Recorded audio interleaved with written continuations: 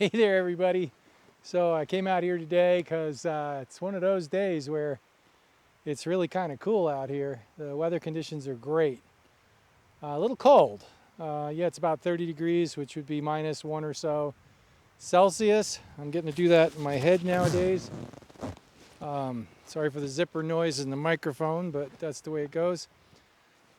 I threw some stuff in the bag to come out here. There's a little creek over there that there's some ice on the rocks, which is kind of cool. And I don't know what else I'm going to get, but there's a lot of potential. The problem is always separating the signal from the noise. And you can be in a really beautiful place with really beautiful things happening, but it's the signal from the noise that's the issue. So I threw the Fujis in the bag today because with my shoulder I didn't want to deal with the weight. And I threw the X-E3 in just for kicks and giggles. And I got out here, I was going to use the X-E3 for video, but the microphone, mic jack on the X-E3 is a 2.5mm mic jack. And so I forgot, I haven't used the X-E3 in a long time. That's why I wanted to get out here and use it. And yeah, so incompatibilities like that, that's a gotcha. I mean, nobody ever said the X-E3 was the most sophisticated professional camera in the world, but you know, needing an adapter to plug all your microphones in is a real drag. And it's little stuff like that, you know, that gets you. Again, you know, the X-E3 was never really meant to be part of a system camera. It was more of a, you know, standalone entry-level camera into the Fuji X system. I totally get that, but yeah, a 3.5mm jack could have fit, I think, and it would have made my life a lot better today. Anyway, so that's enough waffling on about microphone jacks. I'm gonna head over to that stream over there and do some exploratory shots of the ice on the rocks and see what else we can get. There's a canyon back here, a little canyon, a little tiny. There's some rocks and snow on the rocks and stuff like that, but the canyon dips down. And I can't get down into it because I'd never, well, I could get down into it easily. All I have to do is jump. But I'd never, it would be a search and rescue deal to get me out of there.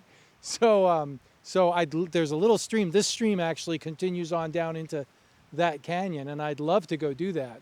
And there's lots of shots down there. I can feel it. But even on the edge of the canyon, like there's shots, kind of.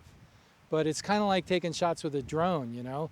It's hard to get the foreground happening. So I'm not sure. I'll show you that on the way back down. But yeah, let's head over to the stream and see what we can see.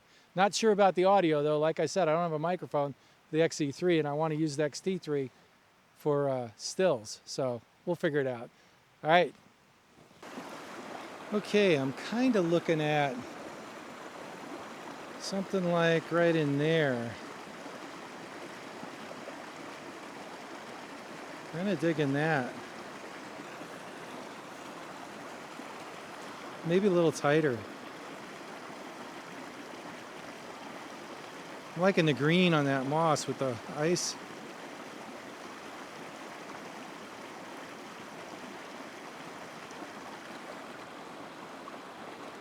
Let me back off just a little bit.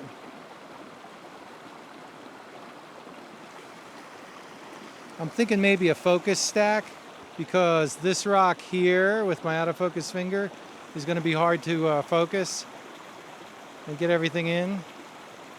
So yeah, maybe a focus stack. Well, let's try that.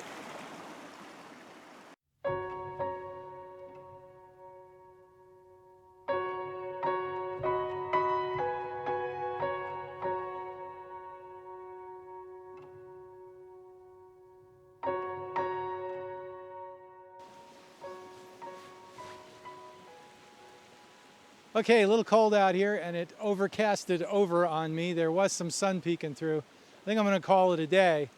Just a quick video, get out here, see what, you know, when the sun's shining through the clouds and it's snowing, you got to get out. Now, wasn't able to do anything with that because once I got to where I was going, it kind of, you know, it is what it is. But and I don't think I got down to that canyon, though. I might stop on the way back. So we'll see. I don't know. It's overcast now, and so the light's kind of gone. So anyway, really enjoyed shooting with the Fujis today. I love the size and the weight of the Fujis.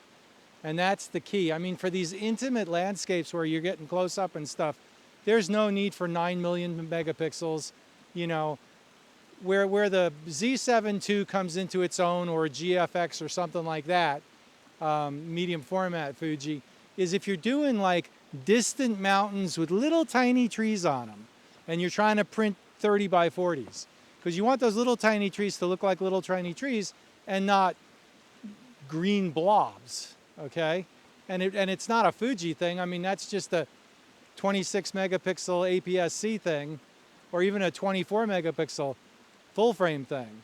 You know, if you've got like a super resolution camera like the 45 megapixels or the 60 megapixels or whatever, but really 45 is the sweet spot, I think.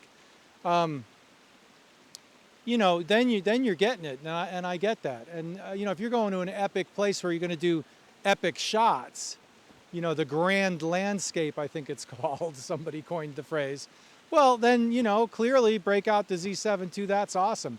But for everyday photography and for intimate shots, you know, intimate landscape shots, 26 megapixels APS-C is just perfect. And more importantly, you know, the Z6 II, Z7 II, the size of the lenses, the size of the cameras is great. It's about the same size as an X-T4, X-T3. But the lenses are literally twice as big. You know, they're not necessarily as heavy, but they're literally twice as big. And you break out the big guns when you need the big guns, but for everyday shooting, I think what I'm coming to the conclusion is I really love shooting with the Fujis. And I love, you know, when I'm exploring this kind of stuff, you know, I really enjoy the Fujis. So I think I'm going to run the hybrid. And I mean, I really enjoyed it out here today, and it was a lot of fun. If I was shooting weddings or something like that, Fuji all day long, no problem. No need for all the extra size and size and weight and complexity of the full frame.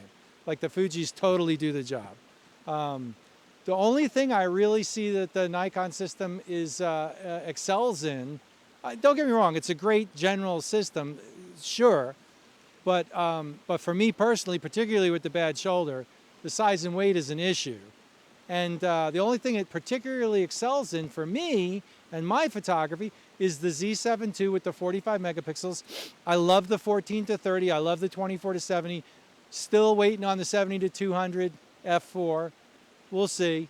You know, the 70 to 210 Tamron does the job. It's sharp, and with the FTZ converter works fine. It's just a little long, but yeah. So when I'm going to a place like Zion, or I'm going to a place like, you know, wherever, Stanley or whatever, and I'm doing like the grand landscape with mountains in the background, and you know, sure, I'll whip out the Z7 II. That's the right camera for the right job. But for everyday use, when I'm not really sure what I'm shooting and I'm just kind of exploring and enjoying, Fuji, it's the way to go. I mean, I'm blessed to be able to run both systems. I mean, this is what I do for a living, so this is the gear that I choose to use. And there it is. So, hey, thanks for coming out with me today. I really appreciate it. Like, subscribe, because that's where it's at, and hit the bell for notifications, and we'll see you out here. Thanks for coming along. Bye.